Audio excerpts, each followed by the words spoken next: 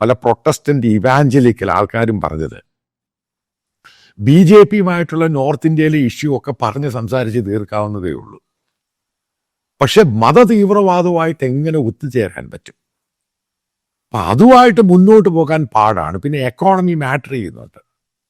അതായത് കോൺഗ്രസ് അധികാരത്തിൽ വന്നാൽ ഈ ലീഗും അതേപോലെ തന്നെ ജമാഅത്ത്, SDPI ഇവരായിരിക്കും ഭരിക്കുന്ന. അവരുടെ കേസുകൾ വിഡ്രോ ചെയ്യാനും അതേപോലെ തന്നെ സാമ്പത്തികമായ ഉറവിടം ഉണ്ടാക്കിയെടുക്കാനും വേണ്ടിയൊക്കെയുള്ള ശ്രമം ഉണ്ടാകും.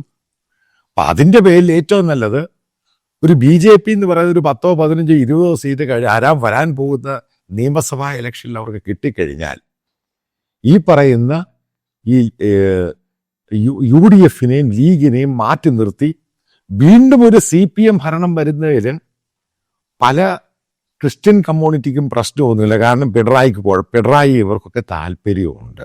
അതായത് ഞാൻ പറയാൻ പോകുന്നത്, ഈ പഞ്ചായത്ത് ഇലക്ഷൻ കഴിഞ്ഞിട്ട് ഈ വരാൻ പോകുന്ന നിയമസഭാ ഇലക്ഷനിൽ ആൾക്കാരൊക്കെ ധരിക്കുന്നതാണ് കോൺഗ്രസ് സ്വീപ്പും ചെയ്തൊന്നുമില്ല. അതായത് നെക്ക് ടു നെക്ക് ആയിരിക്കും ഫൈറ്റ് CPM-ഉം അതായത് ഇടതുപക്ഷവും കോൺഗ്രസും തമ്മിൽ.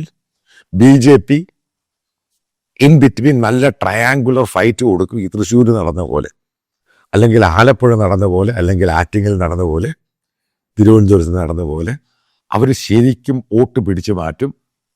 ഇതിനകത്തൂടെ ഉണ്ടാകാൻ പോകുന്ന, അതായത് കോൺഗ്രസിനല്ല, അതായത് ഈഴവ വോട്ടുകൾ, അതേപോലെ ക്രിസ്ത്യൻ വോട്ടുകൾ കൺസോളിഡേറ്റ് ചെയ്ത് BJP-ക്ക് പോവുകയാണെങ്കിൽ വീണ്ടും ഒരു ഇടതുപക്ഷ ഭരണത്തിനുള്ള പോസിബിൾ ചാൻസസ് ആണ് കാണുന്നത്.